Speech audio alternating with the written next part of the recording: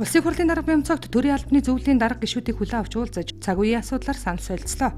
Төрийн албаагчдын цалин хөлс нөхөн олгуур тусламж нийгмийн баталгаатай холбоотой 35 удаа хуульд 35 янзаар тусцсан байж байгаа. Үндсэн цалингаас нэмэгдэл нь 2.6 дахин нэмэгддэг. Төрийн үйлчлэгээр албаагчдад бараг нэмэгдэл байдаггүй. Адилхан төрд одоос ард түмнийхээ төлөө хоёр үстэй зүтгэж тангараг явж байгаа улсууд. Тийм болохоор энийг одоо хэрхэн яаж те мэдээж ажил мэргэжлийн онцлог салбарын бас онцлог байлгүй байх уу. Гэхдээ хит ялгаатай байхгүй. Байлгах энэ асуудал дээр одоо тодорхой шийдлэр болж дангах хэрэгтэй. Төрийн албанаас нийт 27517 хүн төрийн албанаас 25 онд гарсан байна. Буцаагаад 14233 хүн төрийн албанд орж ирсэн. Энэ сая насны байдлаараа тэгж харагдаж байгаа. Дээрээс нь хамгийн их одоо төрийн албанаас гарсан гаралт хаана вэ гэхээр төрийн үйлчлэгээнд гарсан. Улсын хурлын дарга бямцогт мөн шүүхийн ерөнхий зөвлөлийн дарга гишүүдтэй уулзаж тус зөвлөлийн үйл ажиллагаа, хуулийн эрх зүйн орчин тулгамдж буй асуудлын талаар мэдээлэл сонсож санал солилцсон. 22 онд би хууль зүйн байнгын хурлаар ажиллаж байсан. Энэ үед шүүхийн багц зүйлүүдийг ажлыг хэсгахлуулж улсын хурлаар батлуулж байсан. Тасралтгүй 17 цаг оролдож Монгол улсын парламентын түүхэнд шинжээ өдөржин шөнөжөд оролдож одоо хамгийн тасралтгүй удаа оролцсон рекорд тогтоож энэ шүүхийн багц зүйлүүдийг хэлэлцүүлж байсан. Техник ажиллагаа багуулах юм бол бас тусал захиргааны ажилд хэрэгтэй байна уу гэж тэрийг давхар хараад ингэ яваад байгаа. За хуулийн хувьд бол хэд хэдэн хуулинд анхаарах шаардлагатай байгаа. Монгол Улсын шүүхийн тухай хууль одоогоос 5 жилийн өмнө батлагдсан учраас хууль тогтоомжийн тухай хуульд заасны дагуу хуулийн хэрэгжилтэд үр дагаврын үнэлгээ хийх ёстой. Энэ ажлыг эхлүүлэхээс цац хуульд оруулах нэмэлт өөрчлөлтийн талаарх саналаа нэн даруй улсын хурлд ирүүлэх хууль зүйн байнгын хороо хамтран ажиллах шаардлагатайг бямцогт дарга хэлсэн юм а. Шүүх эрх мэдэл хараат бус байх ёстой. Энийг бид байнга хүндэтгэний байнга санаж үйл ажиллагаа зарчим болгож ажиллана. Ард иргэд хамгийн том хүсэж байгаа шудраг ус. Шудраг усыг л хүсэж байна. Тэгвэл энийг бий болгоход бид үгдэмс хамтын ажиллаж чухал. Улсын хурлын гишүүн Батлан хамгаалахын сайд Батлууд Монгол Улсын их хурлын дарга бямцогтод улсын нисхийн тухай хуулийн шинжилсэн найруулгын төслийг өргөн мэдүүллээ. Энэ нэмэлт өөрчлөлтөөр бол олон чухал асуудлуудыг шийдэж байгаа. Нэгсэндээ улсын их хурл засгийн газрын бүрийн эрхийг тодорхой болгож байгаа. Батлан одоо яам сэргийн нэмэрчдийн дээд байгууллага за тухайн одоо агаарын хөлгийг эзэмшигч одоо компани хувийн үүрэг өрөөл одоо чиг үүргийг тодорхой болгож энэ хуулийн төслөд тусгаж өгсөн байна. Найруулгын төсөл батлагдсанаар улсын төсөвт нэмэлт зардал шаардахгүй улсын нисхийн үйл ажиллагаанд оролцогч иргэн аж ахуйн нэгж төрийн чиг үүргийг хэрэгжүүлэх байгууллагын хүлээх үүрэг хариуцлага хяналт зохицуулалт тодорхой болох юм а. Улсын хурлын дарга бямцогтод улсын хурлын гишүүн Бум Очир аймаг нийслэл сум дүүргийн иргэдийн төлөөлөгчдийн хурлын сонгуулийн тухай хуульд өөрчлөлт оруулах тухай хуулийн төслийг өргөн мэдүүллээ.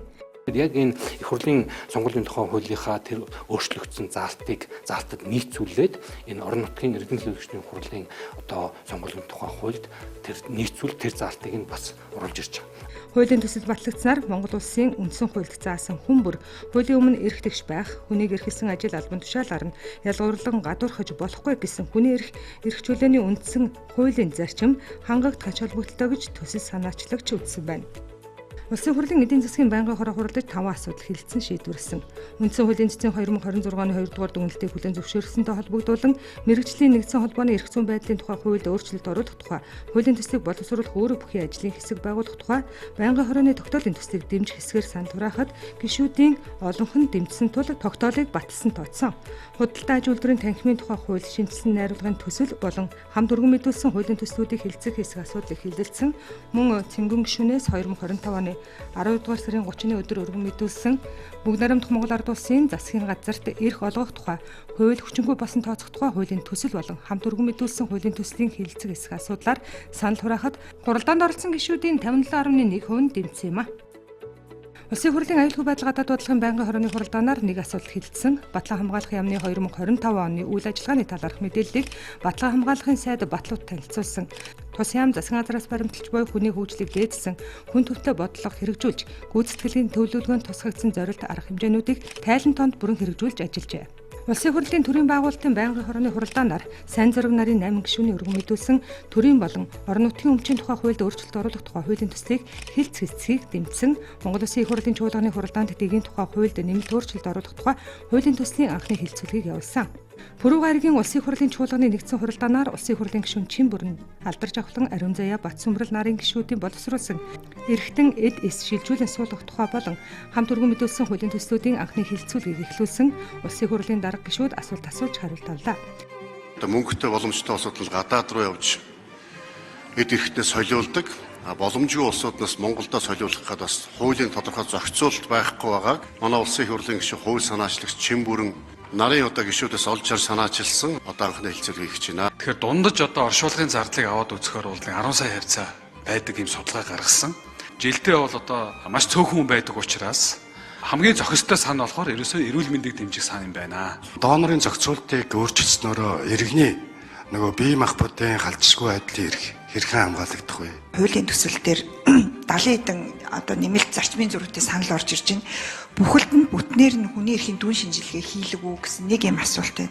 Хууль өргөн барьсны дараа хүний эрхийн үндэсний комиссаас санал авч холбогдох хилцүүлгийг хийж заалтуудыг бол тусгаж ажилласан байгаа.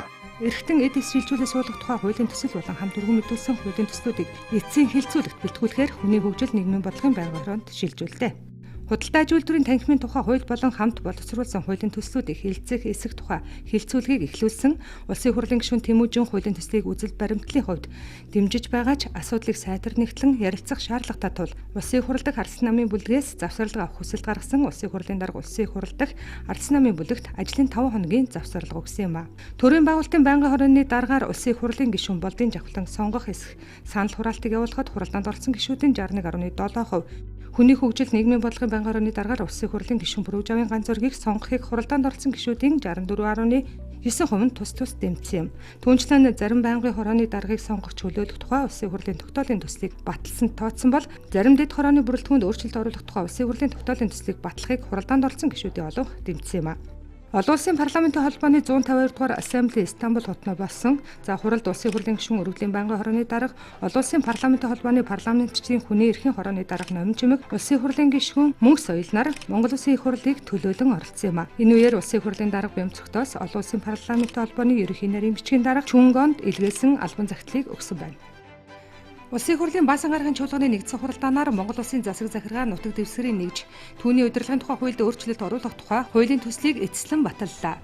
Энэ бол сумын иргэдийн хурлын төлөөлөгч нарын 3/1 нь төрийн захиргааны алба хаших ийм боломжтой байсан бол энийг нэмэлтээр өргөжүүлээд аймаг нийслэл дүүргийн иргэдийн төлөөлөгчдийн хурлын 30% нь төрийн захиргааны алба хаших боломжтой ийм нэмэлт өөрчлөлтөөр их хурлаар орж энэ өдөр одоо эцэслэн батлагдлаа. За хуулийн төслийг эцэслэн батллаа. Улсын хурлын гишүүдэд талархал илэрхийлье.